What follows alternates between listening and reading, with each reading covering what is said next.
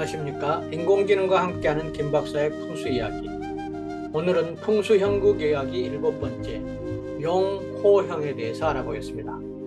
구독, 좋아요 부탁합니다. 먼저 용형에 대해서 알아보겠습니다.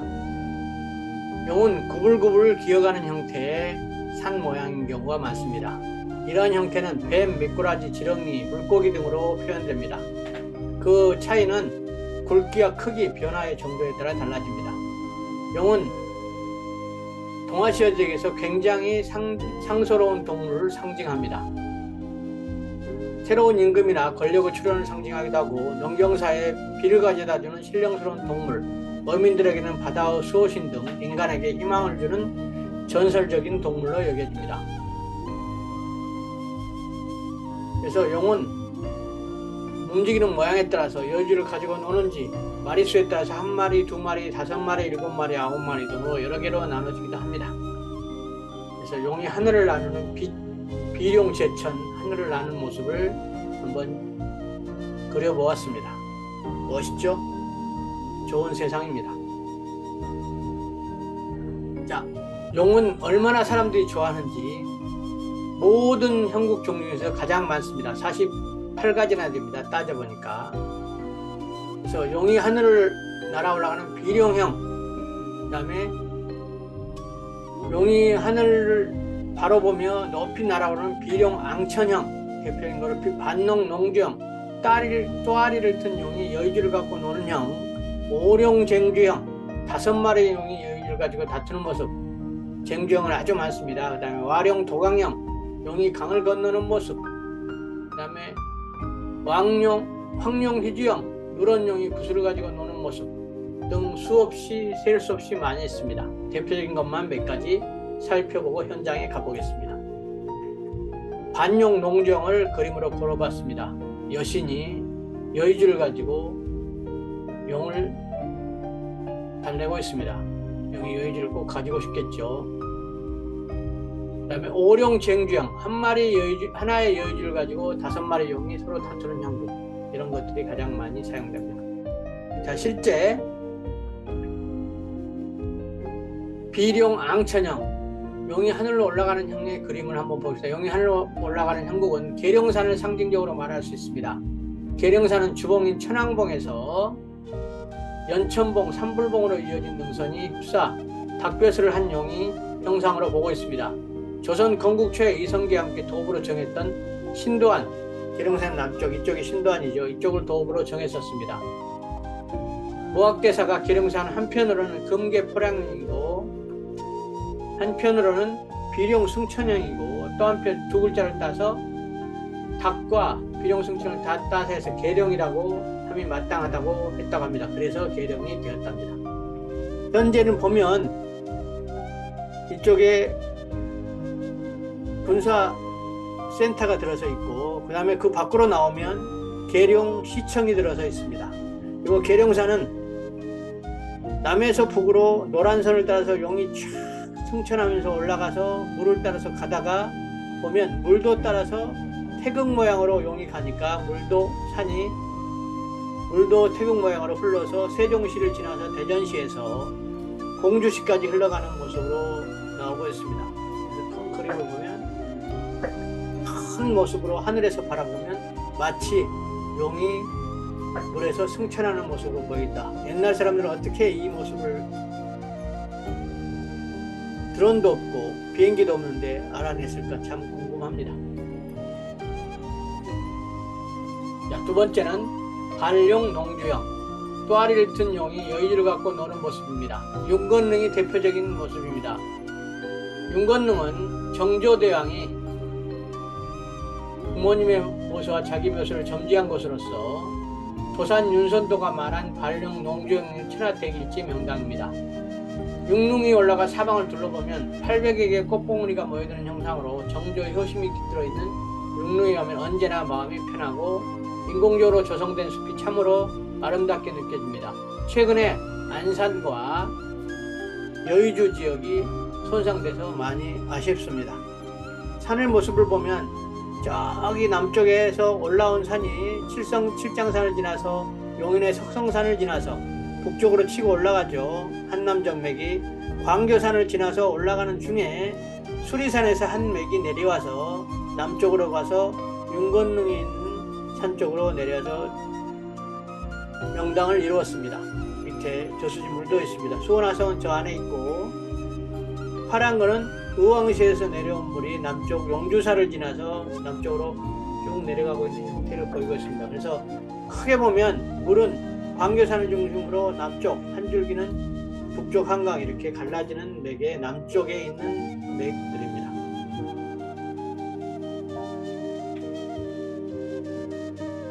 자, 그 다음에는 오령 쟁지형을 살펴보겠습니다. 울산광역시 울주면 두동면 봉계리 이중 변액길에 있는 온양방시 시조묘 월봉제가 거기에 해당됩니다. 묵장산에서 내려온 산줄기가 크게 내려가서 용이 5마리, 자, 볼까요? 위에서 한 마리, 둘, 셋, 넷 이렇게 내려다가 하나, 둘, 셋, 넷, 5 이 용이 가장 중심용이 여기에 자리를 잡았습니다. 묵장산에서 내려온 가장 힘이 센 용이 자리를 잡았고, 양쪽은 청룡백호 역할을 하고 있습니다. 옆에 묘소가 있고 많은 묘소가 조성되어 있습니다. 성주방시는 충청도 아산시 원양동을 본관으로 하는 한국 성시이고, 원시조는 방지입니다. 중시조는 방원인데, 아산시 입양조 방원은 방지는 중국 허난성 사람입니다. 당나라에서 한림학사를 지녔 정도로 학식이 높았는데, 신라 문망 때 문화사절로 초청되었다가 상주에 머무르며 문화를 전파하였고, 너무 한국이 좋아서 귀화해서 혼인을 하고 상주에서 정착하게 되었습니다. 그래서 울주군에 두동면에 선산이 있습니다. 족보에서 산도를 살펴봤습니다. 현지 지형과 아주 유사하게 되어 있습니다. 자, 다음은 구룡쟁주행입니다. 구룡쟁주행은 드문데, 강원도 영월에 있는 구잉사, 개창조는 상월스님이죠. 태고정의 본산 구인사가 있습니다. 자, 살펴보면 태백산맥에서 소백산맥으로 내려와서 소백산의 국립공원에 형제봉에 신선봉에서 연화봉으로 가는 중간, 신선봉에서 한 줄기가 크게 내려옵니다. 그래서 9개의 가지가 갈라지는데, 왼쪽부터 1, 2, 3, 4, 5, 6, 7, 8, 그 중에서 가장 힘이 센 봉우리 가지가 3번째, 그 다음에 6번째 2개가 크게 내려와서 기봉을 합니다. 그래서 가장 힘이 센, 더 힘이 센 3번째 봉우리가 내려와서 거기에 혀를 맺고 구인사가 됩니다. 그래서 구룡이 쟁주하다가 가장 힘이 센 용이 여의주를 차지했다. 그래서 구룡쟁주행으로 나타납니다. 여기는 영춘면과 가곡면 이렇게 사이에 있습니다. 영월에 가시면 여러분도 꼭 둘러보시기 바랍니다. 영월에 가면 김삿갓 면도 있고 영춘면도 있으니까 넘어가면 바로 김삿갓 면이 나옵니다. 왼쪽으로 넘어가면. 자, 3번째 뱀형입니다. 뱀은 구불구불해서 산이 용에 비해서 규모가 작죠. 뱀형에는 쥐, 개구리, 물 등을 상징하는 조그만 흙덤이나 바위가 있으면 좋다고 여겨집니다. 뱀은 지혜와 다산을 상징하고, 제도에서는 뱀을 부와 재물을 관장하는 칠성신으로 받들어서 뱀신은 부군당, 이렇게 해서 우리나라에 가보면 가끔 부군당이라는 곳이 있는데, 이거는 뱀을 신을 모시는 곳입니다. 경기도에서도 뱀을 업으로 여겨 업단지를 소중하게 모시고, 업단지는 곡간이나 뒷곁에 터주와 같이 주저리를 덮어서 모시는 곳도 있습니다. 주저리라고 하는 것은 터주가리를 말하며 터주신을 모셔둔 항아리입니다. 그래서 사진에서 보는 것과 같이 이런 형태가 있습니다. 지금은 찾기 힘들지만 이런 형태의 터주신을 모시는 곳이 있었습니다. 뱀 형태도 용만큼이나 많습니다. 이건 45가지는 안 되지만 30가지나 됩니다. 사두형, 뱀의 머리 모양, 개구리를 잡아먹는 모양, 그 다음에 장사초화형, 기다란 뱀이 개구리를 쫓는 모양, 사사개벽현, 죽은 뱀이 벽에 걸려있는 모양 등 여러 가지가 있습니다. 그 중에서 두 가지를 대표적으로 보겠습니다. 장사초화형은 기다란 뱀이 개구리를 쫓는 모습, 개구리와 뱀이 서로 긴장하고 있겠죠. 그래서 발복이 된다고 합니다. 자, 장사초화형은 충북 괴산군 물정면 정인지 선생 묘수하고 장성군 성미산하의 북일면 만세마을이 장사초화형에 해당합니다. 여기서 괴산군 물정면 정인지 선생 묘수를 한번 보겠습니다. 뒤에 고사리봉, 시루봉에서 내려온 길게 내려온 봉우리가 쫙 가늘어졌다가 갑자기 치솟으면서 뱀의 머리 모양으로 산이 끝났습니다. 그래서 정인지 선생 묘가 거기를 자리 잡아서 산 전체에서 마치 뱀이 앞에 개구리, 조그만 산이 앞에 있는데 여기는 개구리가 앞에 있는 조그만 산이 문필봉 앞에 조그만 산이 있습니다. 이걸로 볼 수 있습니다. 그리고 앞에는 삼각형 문필봉이 있어서 학자가 태어난 것을 상징하고 있습니다. 자, 두 번째는 장사초화형의 장성군 성미산의 북일면 행정복지센터입니다. 거기에 있는 반남박씨 묘소입니다. 만세마을. 만세마을은 장성호 뒤편에 호남고속도로가 지나가는 곳에 있습니다. 이 시루봉에서 성미산에서 내려온 맥이 들판을 향해서 길게 뻗어 내려오다가 좌우로 확 틀어서 개구리를 잡아먹게 해서 힘을 발휘하고 있습니다. 여기에 반남박씨 묘소가 있습니다. 이렇게 좋은 터에 자리를 잡았는데 아쉽게도 호남 고속도로가 나면서 뱀의 몸뚱아리를 싹둑 잘라버리는 형국이 되고 말았습니다. 사사개벽형도 있습니다. 죽은 뱀이 벽이나 나무에 걸려져 있는 모습, 별로 좋지 않겠죠. 죽은 뱀이 벽에 걸려있는 모습은 남사고 모친 묘소와 구천십장의 이야기가 전해 내려옵니다. 돼지를 구해 어머니를 유고를 안장하고 기쁜 마음으로 돌아오는 길에 밭을 갖던 한 농부가 노래를 부르면서 말하기를 9번을 옮기고 10번을 창사한 구천십장 남사고야, 용이 하늘을 향해 올라가는 형국은 비록 상천형 좋아하지 마라. 그곳은 죽은 뱀을 나무에 걸쳐놓은 고사 괴수형 아니던가 하고 말하면서 지나가자 남사고는 깜짝 놀라 다시 돌아가 보니 산이 과연 사룡이었습니다. 그래서 모든 욕심을 버리고 무에 무득한 땅인 경북봉화군 상읍면 가곡리에 모셨다고 전해옵니다. 그리고 아버님도 실제로는 구천십장이라고 말하지만 3번이나 옮겨서 그 마을의 뒷산에 있습니다. 여러분이 울진에 가시면 남사고 유적지도 보시고 남사고 선생의 천문학의 대가인 남사고 선생을 생각하시면서 풍수에 대해서는 이렇게 실수를 했던가 하는 마음도 생각해 보시기 바랍니다. 어머님 옮긴 모습을 보면 산이 질서도 정연하지 않고 사방팔방으로 흩어져 있는 평범한 터인 것을 알 수 있습니다.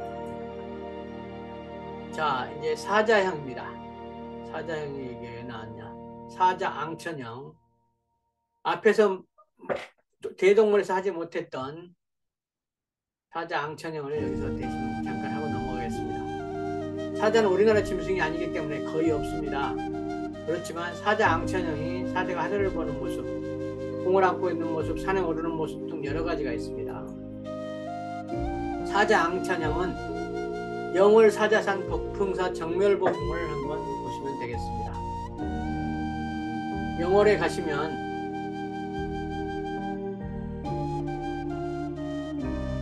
신선봉이 있고 사자산 아래에 연화봉 밑에 정멸복궁과 복풍사가 있습니다. 여기 핵심 자리는 정멸복궁인데 정멸복궁은 전체 위치로 보면 전체 중심맥이 놓여 있습니다. 여기에 대한 이야기를 한번 보도록 하겠습니다. 그러면 이걸 좀 확대해 보면 오른쪽 아래처럼 위에서 맥이 내려온 가장 중심 자리에 파란색 물방울 모양이 있는 곳이 그 명당입니다. 복풍사는 사자의 대가리 주둥이 부위에 자리 잡은 절입니다. 해담 스님에 의하면 거풍사는 사자 혓바닥으로 길을 내어서 좋지 않다고 해서 그 혓바닥을 다니지 않도록 조언에 따라서 옆으로 길을 냈다고 합니다. 그래서 사자석상 주둥이 약수가 나오는 약수터 옆으로 길을 냈습니다. 10분 정도 언덕으로 올라가면 정멸봉공이 있는데 이거는 진신사를 모셔놓은 곳으로 스님이 기도했던 곳입니다. 이 정멸봉의 터에 앉아보니 너무너무 마음이 편안하고 좋았습니다. 시간 날 때마다 가보고 싶은 곳입니다. 호랑이형이 있습니다. 호랑이형은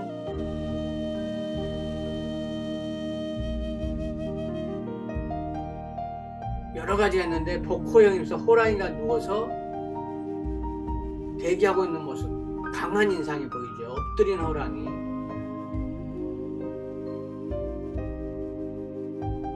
복호형은 경주김씨 학주공파의 장남 김세진 묘역인 충청남도 서산시 만면 유계리 산 33도지가 복호형으로 불립니다.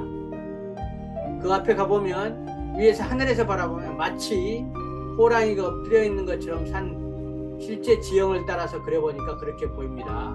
호랑이 입 쪽에 묘소가 있는 것으로 추정할 수 있고 앞에 마침 개바위가 있어서 호랑이 먹이도 있는 것처럼 보여집니다. 자, 실제 묘소를 보면 이렇게 나타납니다. 묘소에서 쳐다보면 앞에 정면에 개바위가 있습니다. 조그만 산이지만 개바위가 있습니다. 자, 호랑이형 중에서 여러 가지가 있는데 맹호출림형 있고 그 중에서 맹호출림형을 살펴보겠습니다. 맹호출림형은 사나운 호랑이가 숲을 나서는 모습입니다. 여기는 영광고 홍농은 칠암리 봉대산 줄기에 있습니다. 이거는 가선대부 동충지부사를 지낸 이성영 선생의 묘가 있는데 한번 살펴보면 이분은 이걸 쓰고 나서 이장호라는 분이 있었는데 이장호라는 분이 영조 때 너무 아버지를 따라가서 영조가 비단을 하사했습니다. 그래서 얼마나 똑똑한지 보자고 4살 친구에게 너 혼자 비단을 들고 가라 이렇게 하니까 4살짜리가 실 한쪽을 풀어가지고 비단을 실만 끌고 질질질 가는 것을 보고 감탄했다고 합니다. 그래서 그 뒤에 영조 때 당연히 벼슬을 했겠죠. 여기 보면 큰 산이 호랑이 모양으로 그려보니까 마치 양쪽에 다리를 벌리고 호랑이가 입을 벌리고 있는 것처럼 이렇게 나옵니다. 그 입이 있는 쪽에 묘소가 있습니다. 그리고 그 앞에 여기 가면 개 모양이 확대해서 보니까 이렇게 누워 있습니다. 참 사람들이 이렇게 잘 상징해서 표현합니다. 인공지능과 함께하는 김 박사의 풍수 이야기, 풍수 형국 이야기, 오늘은 7번째 용호형에 대해서 살펴보았습니다. 감사합니다.